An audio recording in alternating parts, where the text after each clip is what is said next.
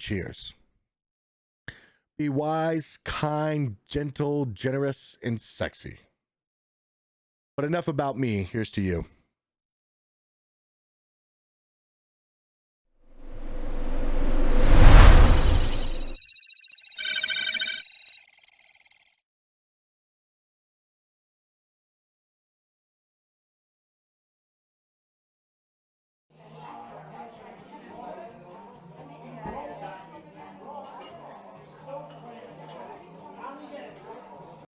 I want to briefly tease. I've got a big announcement coming out, and it's coming up within this next week. Now, I'm just waiting on the T's to be crossed and the I's to be dotted on a very specific deal, but I want to be clear first off, the stream will not be affected. I will continue to volunteer to help as I can, and I intend on showing up every Friday night, growing this with you guys, and being here to help, okay? I'm super big. I'm really passionate about continuing to give back to the community because it has given me so much and opportunities I never thought I had. When I think all the way back to whenever I was, on a farm as a kid, 13 years old, at my first job, fixing fences and dealing with horse crap and, even helping my dad when he was doing farrowing of horses' hooves and stuff. We lived in a horse-heavy type of agricultural environment. But when I was doing all of that, and I was looking ahead to the future, I didn't see a future. I was trying to figure it out. I was just like, I'll go to college and I'll figure it out. And that was in 2007, right before the recession hit. And it didn't work out for me at all. So I'm extremely big on giving back to this community because I know the challenges and the hardships and the roadblocks that are there. I want to help remove them. And I want you guys to win too. Okay. But there is something very substantial that is happening in my life extremely soon. And when the time is right, I want to share the news with you all as quickly as possible. I expect it to be within the next week or sometime within there. So please continue to tune in as much as you can to the Cyber Insecurity channel. Hit the exclamation point for the commands. Turn on the notifications for the socials. This will definitely be the biggest announcement probably of my life. And I'm very excited. So please continue to show up to Cyber Insecurity because it might not just be on my stream. But let's move forward. Very heavy, a lot of personal stuff and a lot of big conversations this week. But let's move forward on to the news. So this week we've got Ryuk ransomware finds the foothold in a big research institute because a student would not pay the appropriate price for some software. And the FCC's net neutrality rollback overwhelmed by bogus industry comments, the investigation found.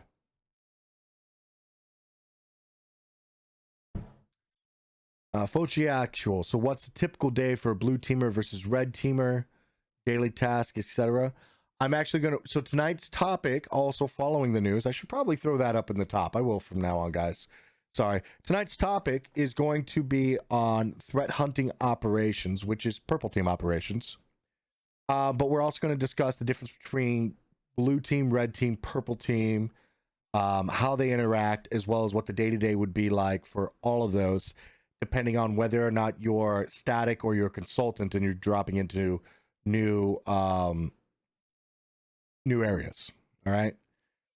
So, I think I see mods. Are we good on Discord? It seems like everything's working now, right? If you guys can give me a thumbs up or something. Let me go ahead and drop these links into chat. All good on Discord side. Cool. Wonderful. Thank you, everyone.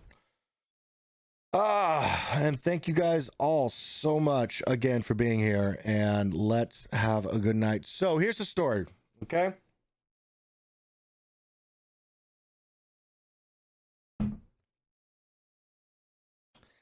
Now, a single student basically became a conduit for ransomware infection at a biomolecular institute, and they ended up losing approximately a week's worth of research, about 10 days ballpark. All right. Now, Sophos was the leading research group that came in after the fact to help figure out the pieces, as well as help them recover via the ransomware. They haven't disclosed the name of the biomolecular institute yet. However, the area that they are in for the European organization, it's likely related to the COVID-19 vaccine as well as life sciences. It works closely with local universities and collaborates with students in some projects. Now, the student was looking for a free version of data visualization software tool, which would have cost them hundreds of dollars per year if licensed.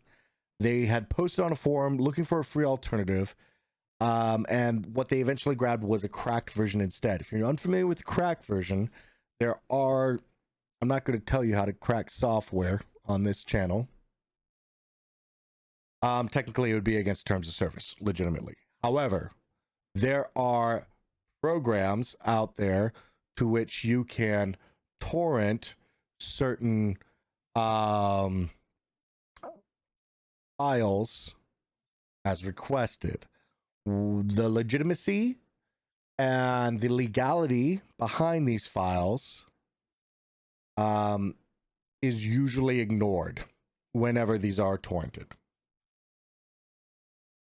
There are legitimate uses to this technology. And there are plenty. I'm sure you could Google this. And by the way, nobody in chat, please throw this up either. Yeah, what are these torrents I speak of? Thank you, Savage Banana Soup. Love the name, by the way.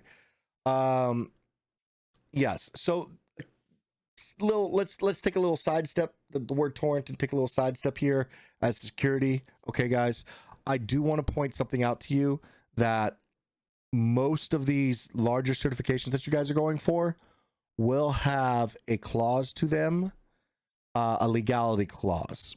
Basically, when you read the fine print on some of your certifications, you can, if you get busted for torrenting or illegal copyright infringement or things like that, theoretically they can pull the cert from you because you do make an agreement with the organization that is sponsoring the certification that you will abide by laws and regulations. Again, I've never met somebody that's had this happen to them.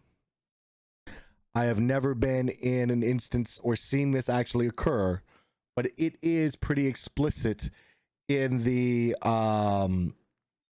fine terms and conditions of very specific certifications. Off the top of my head, CISSP. I know it is in that one. Having done it myself and had mine for a couple years now, that one is very specifically in there. Now, is it enforced? Is it regulated? Who the hell actually follows the streamline of torrents anymore as far as the federal government goes? I don't know. I don't have the answers to that. I'm just saying that you should know that, being that this is a cybersecurity channel.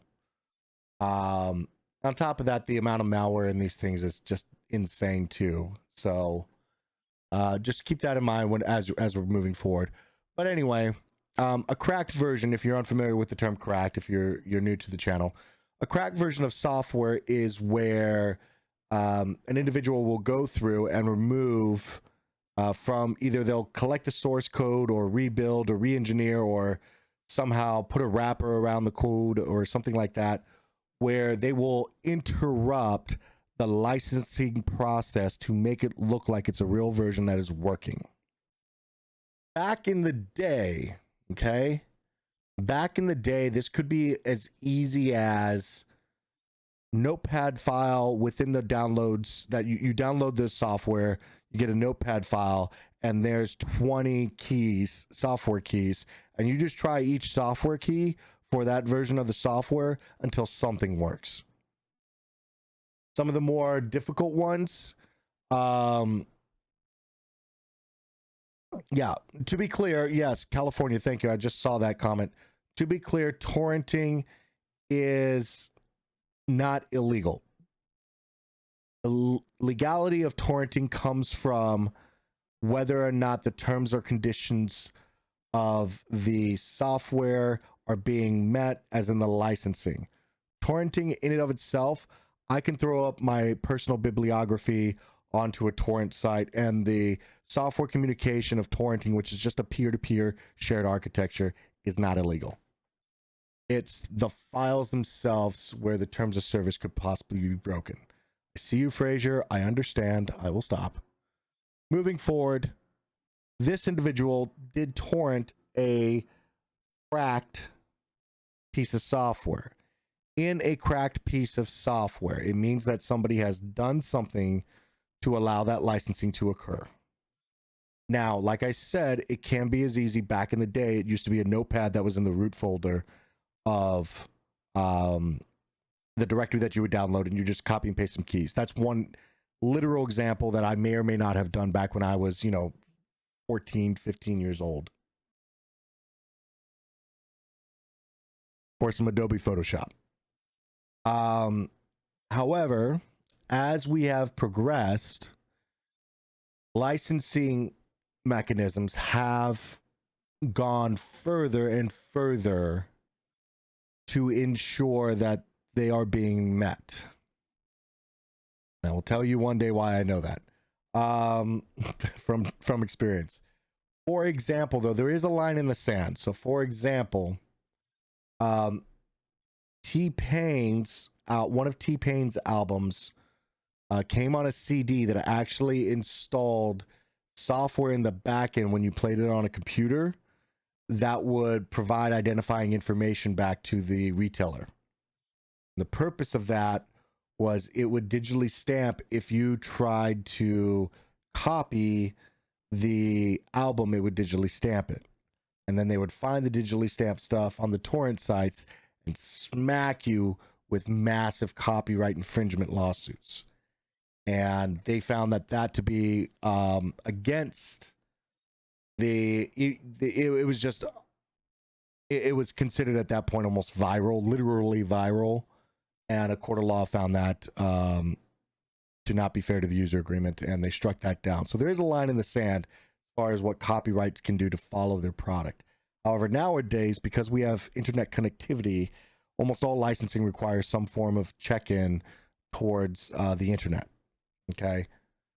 So with the cracked version of the software, the individual downloaded, it became it alerted on Windows Defender. So the student downloaded the software, the cracked version.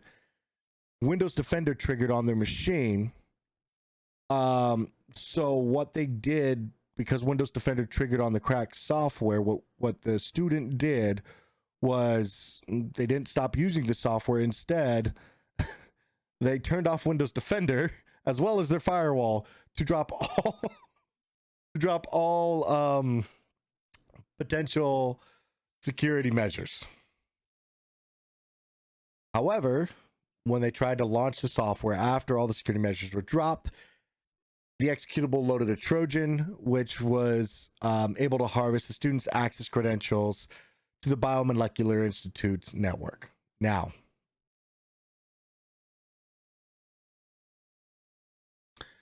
I am Lucas George. When you download a torrent file, you get files from some other people's computers, right?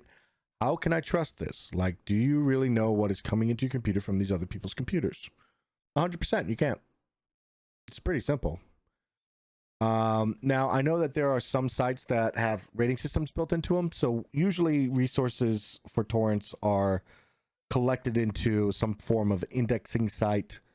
I also want to remind people that chat needs to be toxic free, which means you can't post links to these sites technically due to Twitch's standards. I want to remind you guys that. I want to remind the mods that please don't post links to this stuff in the chat.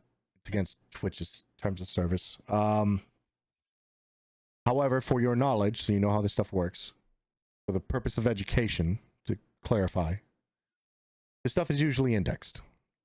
With that, some sites have set up rating systems based on the accountability. Usually, you'll also find people that will test it out to see if it's safe. And their reputation is due to that username uploads and downloads a bunch of stuff. You know what I mean? Kind of like this community. When certain people say something, it's like, oh, they work in that industry. That makes sense. Yeah, so it's a toss-up every single time that you start using a torrent file. And as good as Defender is, it does not have the signatures for everything. So after the student lowered all defenses, and bypassed all the security and loaded up an executable and a Trojan at the same time,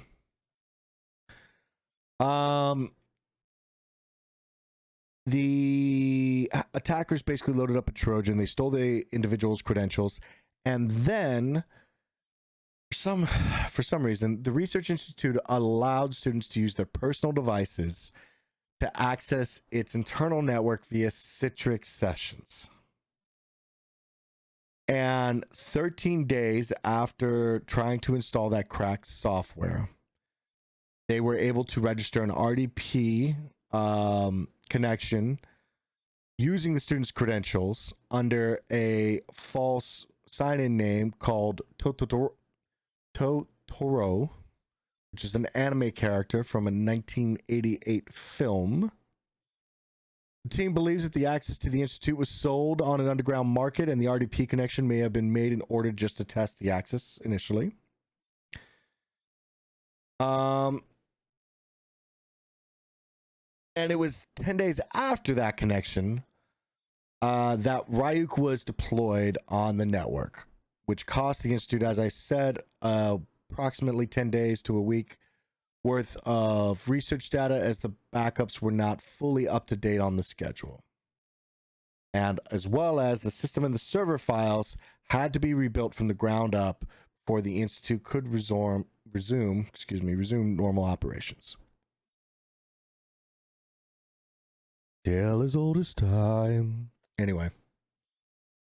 Quote, "This is a cautionary tale of how an end user security misjudgment can leave an organization exposed to attack when there are no solid security policies in place to contain the mistake," commented Peter McKenzie, manager of rapid response at Sophos. "In this instance, the target was at risk the moment the external user clicked the install button for a cracked copy of a software tool that turned out to be pure malware. The underground market for previously compromised networks offering attackers easy initial access is thriving, so we believe that the malware operators sold their access on to another attacker." So, why?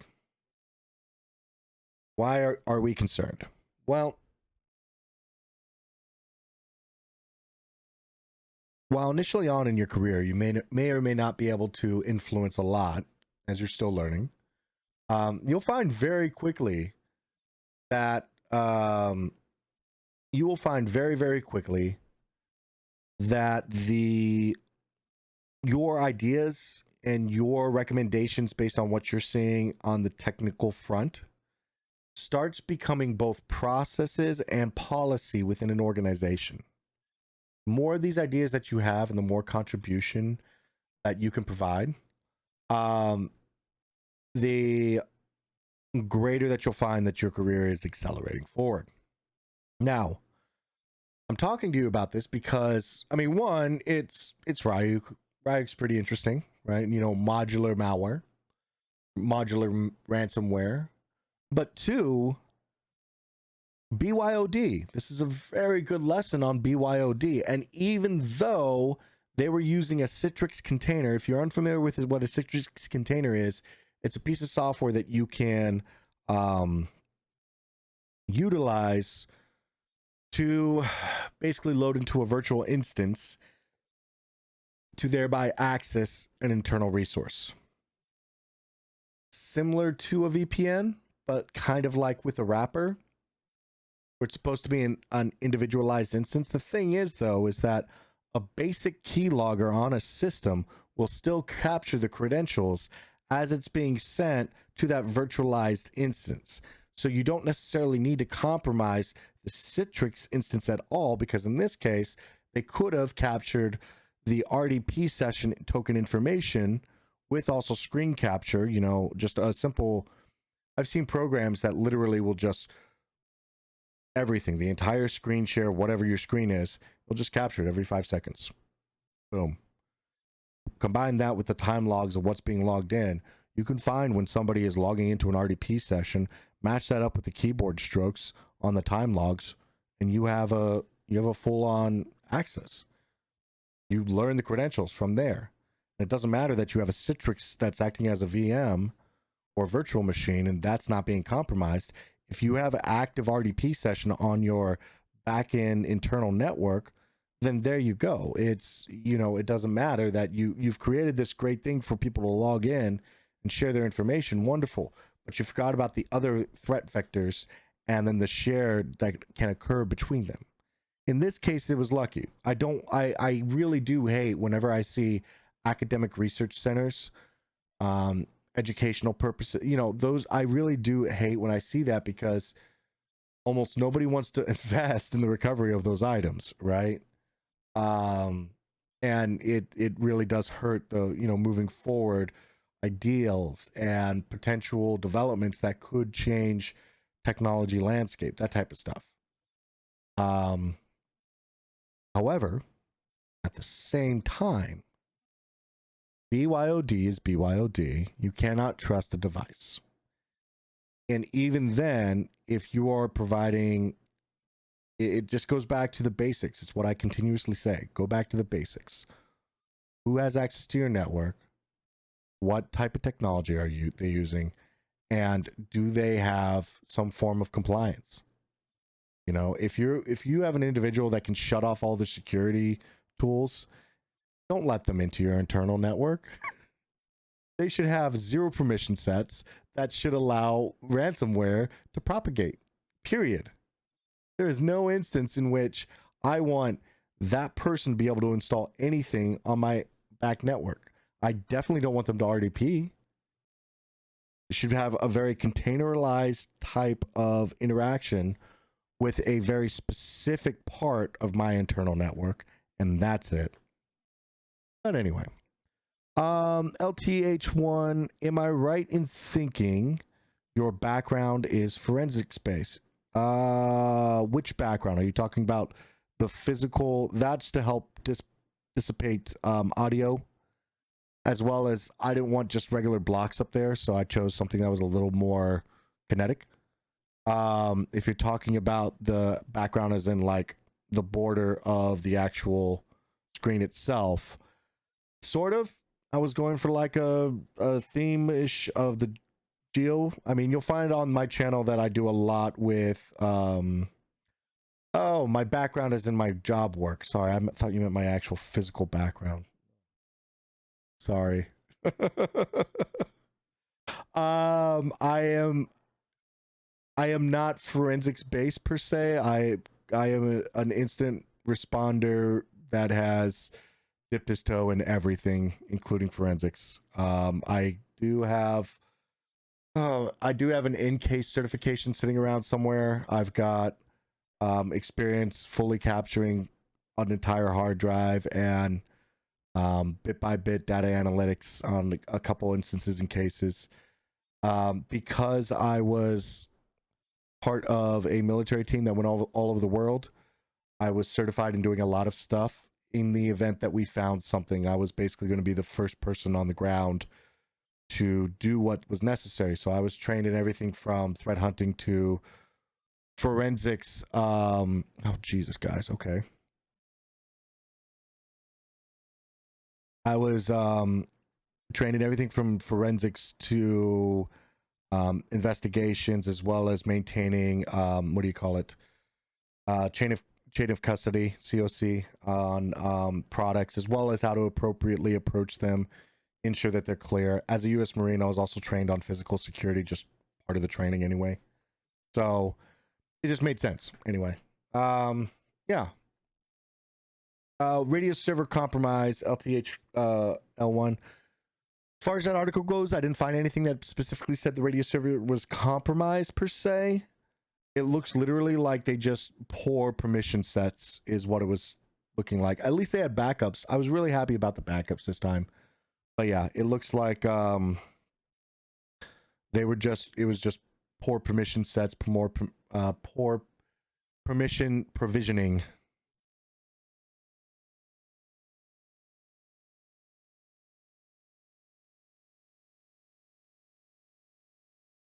All right. What is a radius server? A radius server is similar to a VPN, but it manages virtual instances, at least in my experience. I'm actually forgetting. No, I'm sorry. Radius server deals with, God, radius is an acronym. It deals with a form of permission sets and authentication to access your network. Sorry, guys. This is a drinking show. You're having me remember my CISSP terminology while I'm actively like redeeming your hydrates. But radius is for authentication to gain access towards a network. And like I said, I did not see a radius server compromise that had occurred with the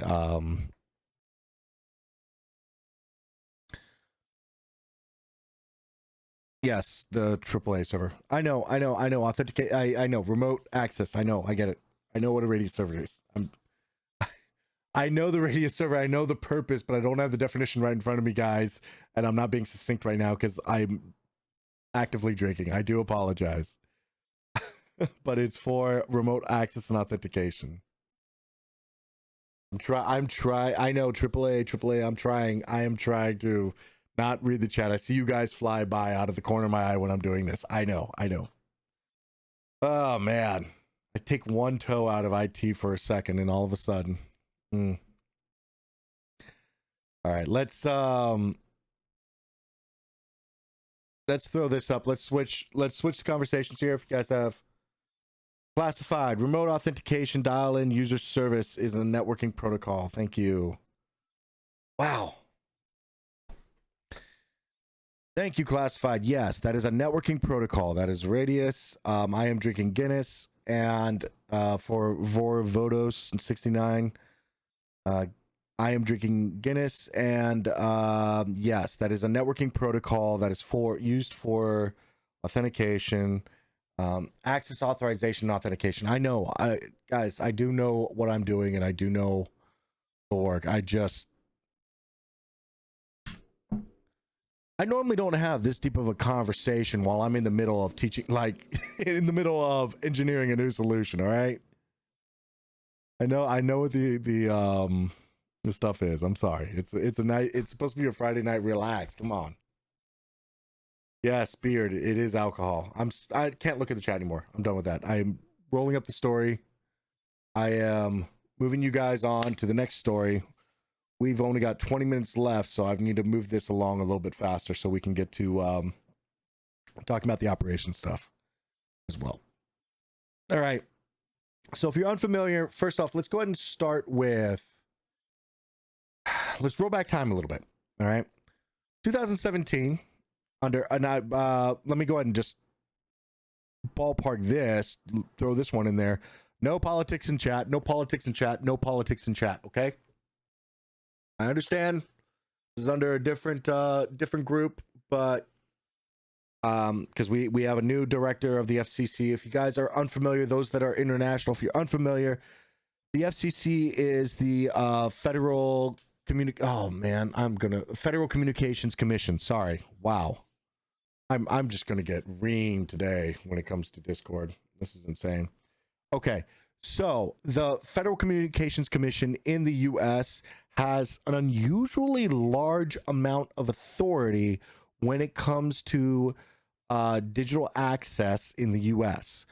It is, when I say unusual, what I mean is that the FCC is comparable to, if you're not familiar with this either, but it is the Securities Exchange Commission, or the SEC, which is the financial government entity that's responsible for making sure that antitrust doesn't occur. Basically that the capitalism in America stays on course with the par to make sure that the economy is leveled out and we're continuously growing. That's the purpose of it. Also, that companies don't amass too much resources or power for the purpose of monopolies. They also break up monopolies. In the case of the FCC, they also help to do the same type of work when it comes to communications. However, in 2017, they were working to roll back what's called net neutrality. Now, what net neutrality was it was a series of laws and requirements on ISPs or internet service providers that prevented basically it required the standardized access to all. And what I mean by that is you cannot promote bandwidth based on monetary compensation, with the exception of access to bandwidth, as well as there was a couple other stipulations in there too. Now, why was this a big deal? Okay. Well, the one, to go back a little bit further, the original net neutrality laws were set up under the Obama administration, and the purpose and idea was to, at least the way that it's purported, guys, you could do an entire research paper on this. There's so much to read into this. California, I was just being really supportive in Gen Chat. How about you piss off? With that, the original law was signed in to ensure that accessibility to all occurred. Theoretically, what was supposed to occur from this law was that they were afraid that the access to the internet would start becoming restricted based on what type of content you wanted to access. And you would see packages that were like, for $20 a month, you can access social media and educational sites that end in .edu. For $30 a month, you can also get sports packages added onto that, and you can access websites that are categorized as sports. Or $50, and what they were afraid of is that open internet access would be restricted based on a pay per scheme, pay per.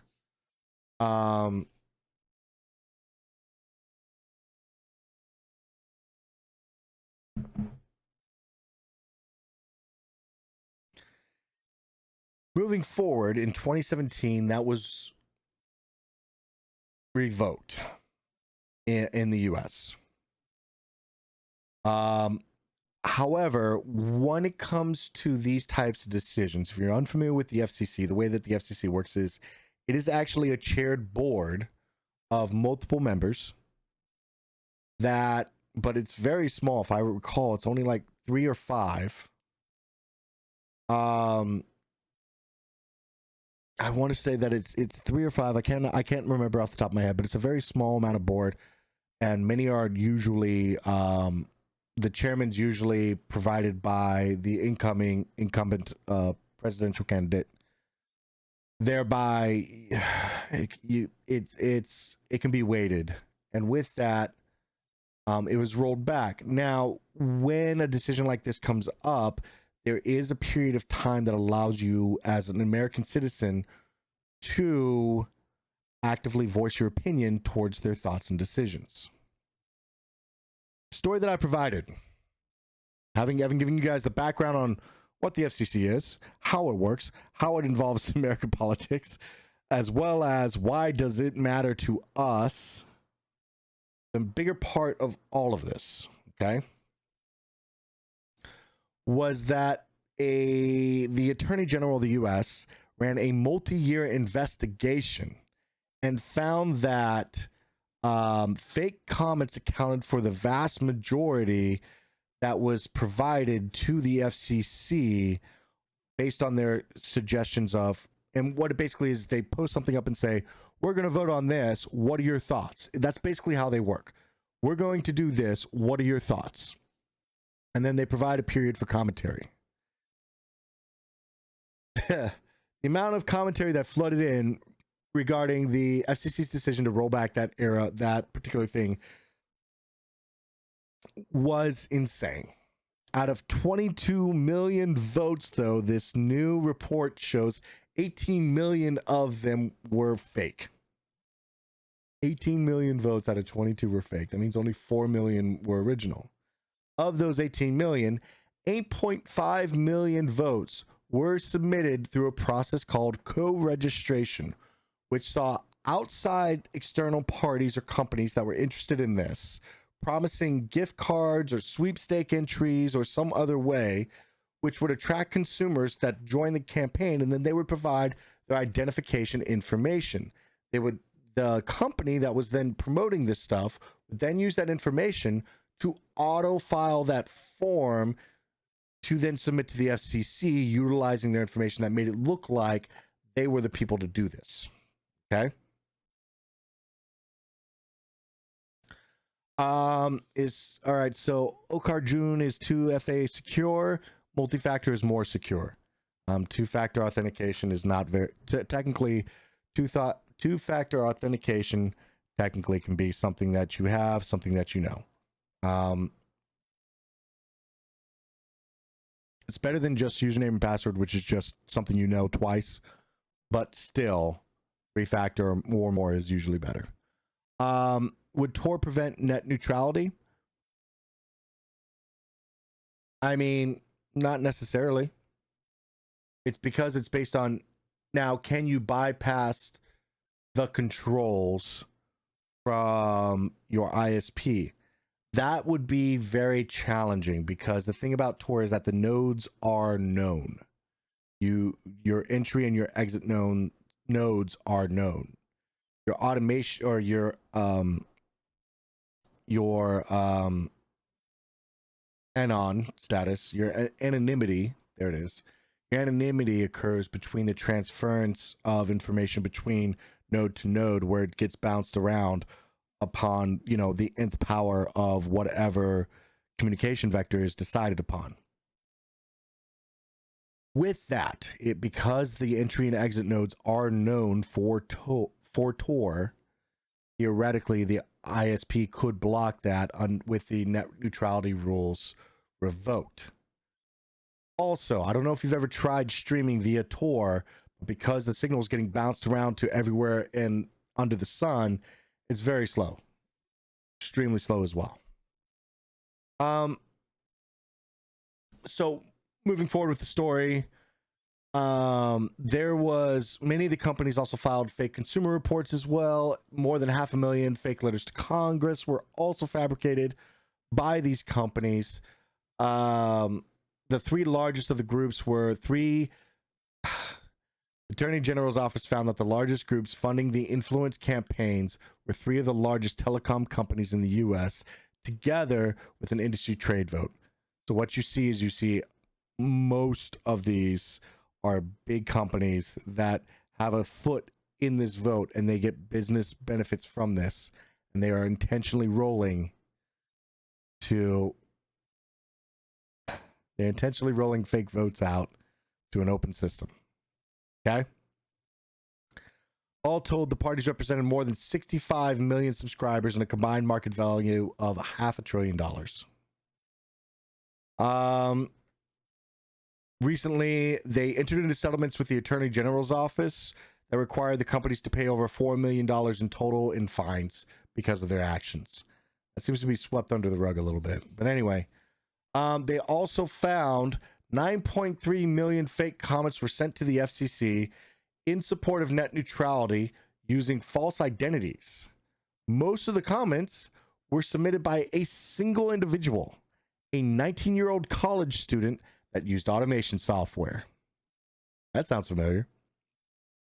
Quote, Americans' voices are being drowned out by masses of fake comments and messages being submitted to the government to sway decision making. Instead of actually looking for real responses from the American people, marketing companies are luring vulnerable individuals to their websites with freebies, co-opting their identities, and fabricating responses that giant corporations are then using to influence the policies and laws that govern our lives. Plenty of people raise concerns about the automated commenting.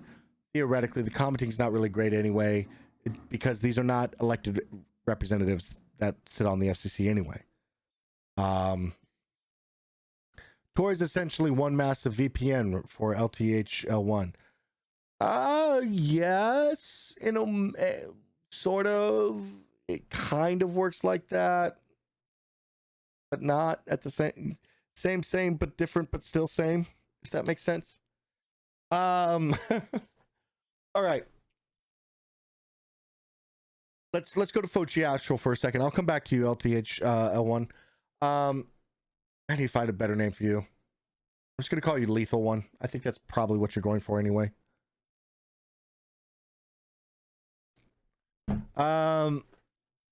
Fochi, what would be the solution to stop that? I'm glad you asked. The solution would be purple teaming, also known as threat hunting operations. Oh, what a pivot. Thank you. Thank you.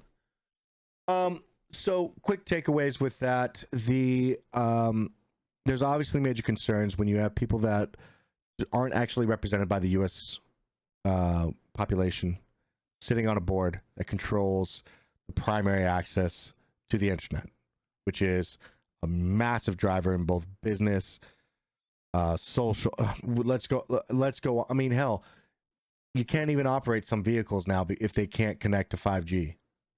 Tesla, looking at you.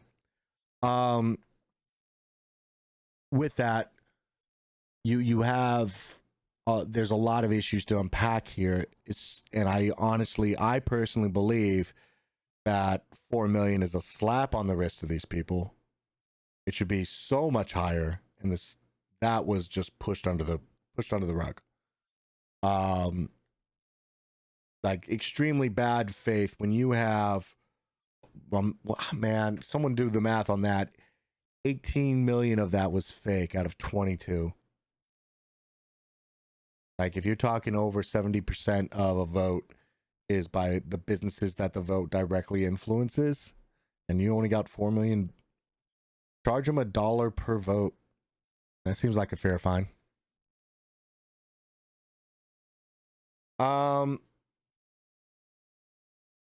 Moving forward, to answer your question, Fochi, what would the solution to stop that? Well, one thing is a single individual, that was the 19-year-old, that was whatever his vote was, or their vote, I should say, didn't specify. Their vote was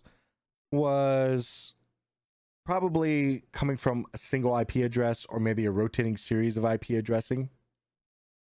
That should have been a big red flag that a security team should have caught. So tonight we're going to talk a bit about threat hunting operations. It's also on the schedule, but I thought this would play into it really well. Now, with that, you have two modes for operations, okay? We have the consultancy, which is somebody would hire your company to come into your organization for a very specific reason in a very specific set amount of time to produce a work product that is known about. In that case, it's very likely that you would be doing threat hunts that are highly based on intelligence, not so much based on behavior analytics and baseline comparisons.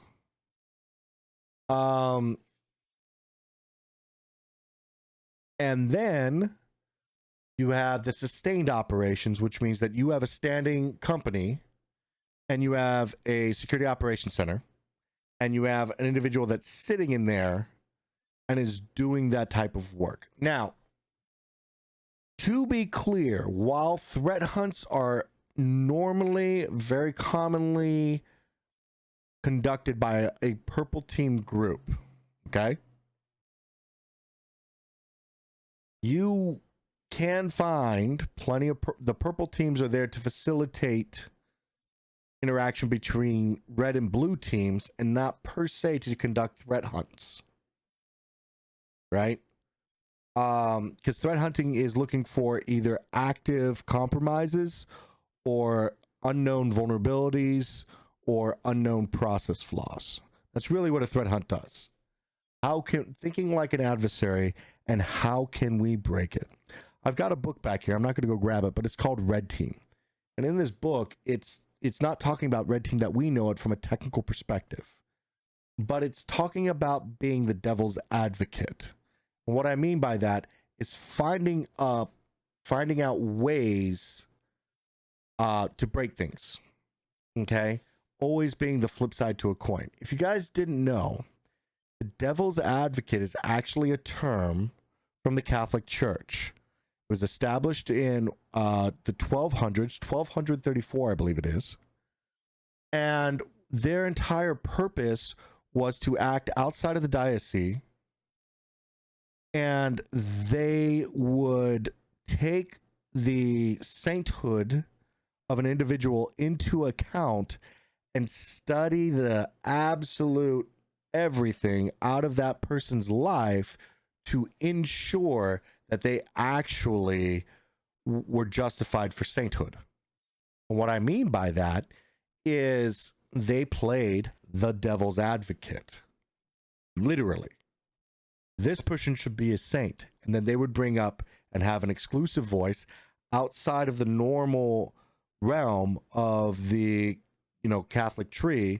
They worked independently and only responded to the Pope and the ones directly underneath the Pope. And the entire purpose was to literally be the devil's advocate as to whether or not people should be canonized for sainthood. Yes, that is a historic fact. You can look it up. With that,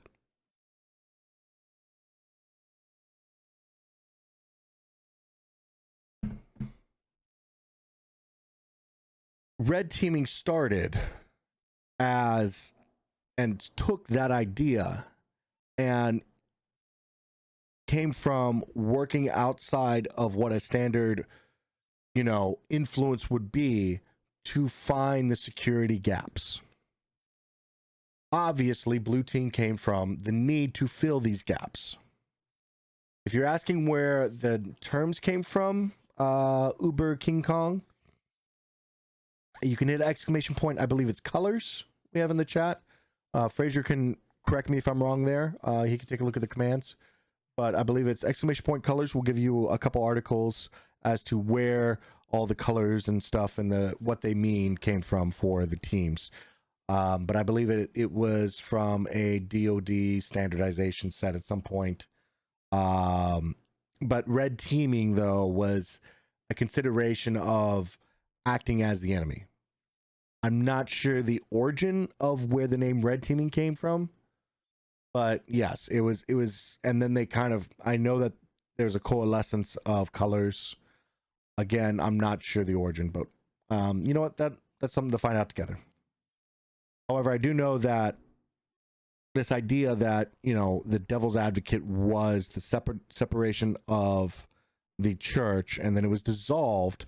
And what you saw was this massive just thrust of canonization of saints, where so many people became saints so quickly that it potentially muddied the waters for sainthood, at least from a Catholicism perspective. Again, normally we don't talk this type of politics, but this is a historically accurate description of the devil advocacy that did lead to the idealism behind a red team. And with that, you also have the reflection of being a blue team. And in that, you have the purple team. And when it comes to these operations, the entire purpose is, think of being the devil's advocate when it comes to security. Think of being the individual that is blocking whatever those individuals are doing. Now, keep in mind that red team is a reflection of the adversary per se. So that's where threat mapping comes into play. That's where knowing the attack matrix and all that other stuff comes into play. But at the end of the day, they are, quote unquote, the adversary for the purpose of skirmishes that you would be doing as a blue team individual. Now, the thing is, though, is that realistically, the way that you get to be the best is you sharpen each other. Metal can sharpen stone, stone can sharpen metal. Okay? So you work together, and that's where the purple team comes in. Now, the purple team would generally be made up of people that know a little bit about red team, know a little bit about blue team. And you'll have individuals that are like super heavy blue team and know a lot about red team, though. Or they came up in a background of super heavy red team and they know a lot about blue team. But the entire purpose is to both take what the red team's doing, which is attacks, and then translate it into better defenses for the blue team. And then it's also vice versa, where the red team is being caught by the blue team to work with the red team and to create better tool sets, create better processes, create better automation even for the red team to thereby then again beat the blue team. As well as while sitting there, you usually expect as a purple team member to know the enterprise very, very, very well. And in that, that's where you start doing vulnerability and threat hunting. Because keep in mind, your behest as a purple team member to your behest to whatever the red or the blue team is doing. You're not there to act as a blue team and review what the adversary is doing. You're there to review the red team's work and the blue team's work. So usually you're also signed with threat hunting. You know the advanced analytics, you know the enterprise very well. You're very skilled at what you're doing. So with that, you transition into the proactive going out and searching for threats in your downtime, which is when you're doing the sustained operation. Again, we talked about too, sustained, and there's going out and actually doing it. I've just been told that we're going over a little bit on time. I will try and keep it to about 9:10, guys, if that's all right. 9:10, 9:15. Uber King Kong, again, we'll figure that one out together. And 0xPog, Pog, so malware analysts, reverse engineers, in a way, sort of. So, by the way, when you're talking about blue team, you generally, if you're advanced blue team, you generally have a working understanding of how to reverse, not reverse engineer, but malware and analytics on the fly. Okay, throwing into sandboxes of actually, I should probably preference this. We have already decided on the following up. We've got, I believe, 2 more lessons on a threat hunting primer, and then we'll be diving into the basics of malware analytics for you guys. Okay, so we will be hitting malware analytics later on. You guys seem to be bringing it up a lot. Teach you how to create a lab, a local lab. I'll teach you where to go and get some resources so you can tear stuff apart yourself. I'll even touch Ollie Debug one night. Oh God, I hate that program so much, but for you guys, I'll do it. And we'll go some hands-on deep diving, and you guys can really get into it. With that, back to what I was saying about what the operations look like. A day in the life of blue team, you are dealing with either threat intelligence or direct threats. People have tried to compromise your network. You're answering alerts, you're answering tickets, you're answering new threat intel that's come out. Red team, you are in a strategic manner of constantly evaluating our network. You're constantly evaluating the attacks and the vectors that we see on a day-to-day basis, and you are creating new methods, processes, procedures, and techniques to compromise us and deploy malware in some way, shape, or form in a controlled manner that is not malicious or going to break the business processes. If you want to break the business processes, you would do so by leaving like a flag, sometimes a text file, sometimes you might start and stop processes, things like that. Just depends on what your actual business generator is, your money generators. And then purple team would work to, one, make those two communicate in the best way possible, provide oversight whenever the red team's operating against the blue team, as well as conduct threat hunts. Now, with the threat hunts, they would have the red team knowledge and sit down with the red team knowledge frequently. And the red team would be able to tell them, these are the threats that we constantly see all the time. With the blue team knowledge will also talk about, these are the alerts that we're seeing all the time. So if those two don't match up and they understand the hypothesis as well as have their foot deep into the threat analytics of the actual red team and what the ongoing operanda modi is of the attackers currently, especially for their market vertical, then they would start doing, as we've discussed, the hypothesis. I believe that we're being attacked in this way. And then they would start doing the research. With that, they would be looking to discover vulnerabilities. Now, keep in mind, purple team, when I say discover vulnerabilities, I'm not talking about they are your vulnerability management team. That's not the team I'm talking about, okay? If the vulnerabilities are well known and you're having trouble patching your systems, that's an IT functionality. The fixes are there. Okay, that's a process that needs to be sped up.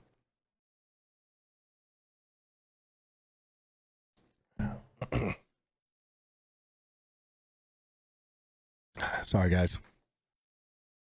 So what I'm more so talking about is the use of this team to identify active threats, potential compromises within the network, as well as the vulnerabilities that we don't know exist, the unknown unknown. That's the point of this group, is to identify random stuff that isn't coded or alerted on in a system and then go and find it. For example, like we talked about, the use of and password in a URL equals blank, and then it's a plain text or it's a base 64 encoded password, which is super easy to encode into in plain text.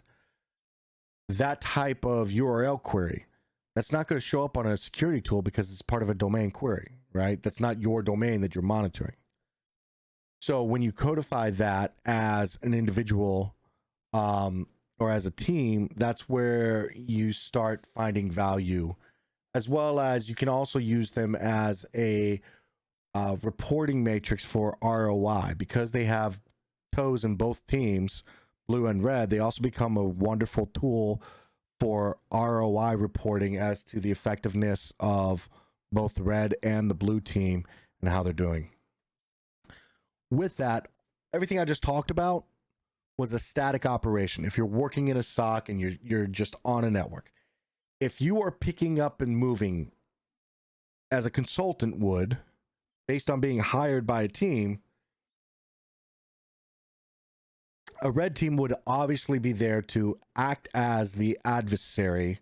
They would do so in a limited way of their tools and techniques, what they think would be the adversary. And that's one of the problems with using a third party red team versus an internal party red team. An internal party red team knows your dirty secrets. They've learned your baseline. They know how to hide. So they can act like an APT group and get away with it. And your blue and purple team can really sharpen their defenses when you have them locally. By hiring a third party, yeah, you see some new tricks. Yeah, you get some items. But when you're less mature in your security modeling, it's very good because it wakes people up, and it's like, oh wow, it wakes you back up. It's that break of the ammonia in your nose after you've been knocked out. The problem is, though, is once you become a secure, more mature type of organization, you'll start finding that third parties have a lot of trouble when it comes to attacking you. I'm not saying that it's impossible. They just don't know all the nooks and crannies, and they won't be able to find them out on short-term engagements of 3 months. And so the report's just going to be like, you were really secure, but that's not actually finding what the vulnerability is. You understand? As far as doing consultancy work as a blue team, that would be what I was just talking about earlier today with Sophos showing up. That's a blue team consultancy. Everything has gone wrong. And you're there to support a company that doesn't really quite have the sophistication or the maturity necessary. It's a lot more PR. It's a lot more, you are quote unquote the fireman, if you will, to an organization that's on fire. It's security speaking. You're there to show up, help them put out the fires, and to manage the cameras that are showing up, to make sure that the company reputation also stays intact. And then purple team efforts. Purple team efforts as a service, I've actually never, while I've done it because I was part of a very large SOC, I've never really seen it. Because the point is primarily to either do threat hunting. Now, threat hunting on demand, that's a little different, but that you can usually find that more as a blue team or a it's more so the problem with threat hunting is that threat hunting comes into effect when you know what a baseline is, and then you start evaluating why any oddities that you can detect in that baseline, or hypotheses that you may have, and threat hunting is supposed to be an extremely tailored research approach to detection, is what it's supposed to be. Okay. it's very difficult to suggest threat hunting as service. Not impossible though. You can jump on a network, you can throw down an EDR, you can throw down collection tools, you can pull back stuff, and you can run it against both advanced analytics if you have behavioral based tools, and then you could run it against what else? High-end threat intelligence if you have access to that most companies won't. There are considerations, of course. It's not an impossible model. It's like an 80% solution. And the odds of finding something that's super, super, super advanced when you have a short timeline window to jump on a network is, again, not impossible, but difficult. Potentially difficult. However, automation can help. And there are companies that do this. So those are the considerations. You have either the consultancy type or you have the build up as you go and the different ways that you can engage with them. We've talked about logs. We've talked about where to get logs from. We've talked about how to handle logs. We've talked about both the intro to threat hunting, what threat hunting is as far as an actual process when you go and sit down the resiliency. Now we've talked about what you can expect from the different teams as far as operations are concerned and how to do that and how to expect on a day-to-day type of engagement. Wow. Just wow. Does anyone know what PWS equals 0 means? I know it translates to disables personalization, but I don't know what that means. I don't know off the top of my head. It looks like it is, if it is PWS equals 0 and you know that it disables personalization, odds are that that's a standardization for some form of browser or input. So you could probably search input validation where PWS equals disable personalization.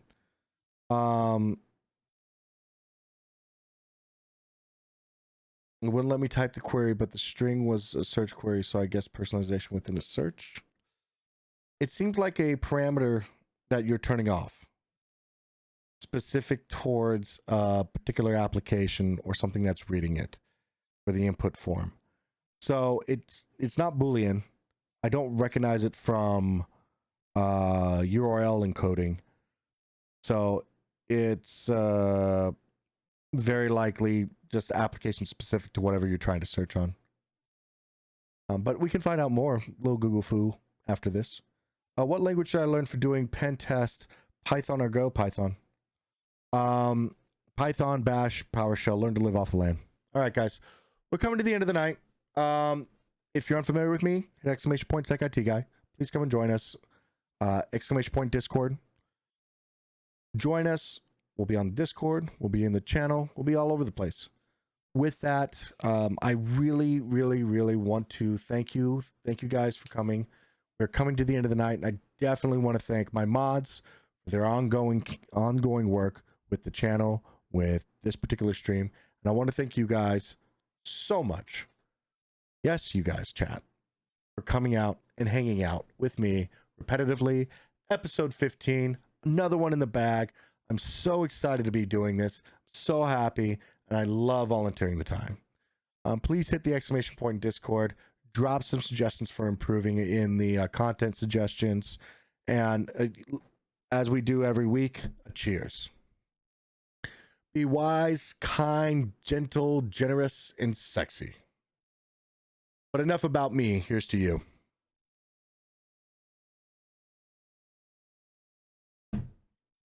Have a good weekend, guys. Until next Friday, please be safe. Hey, thanks for watching.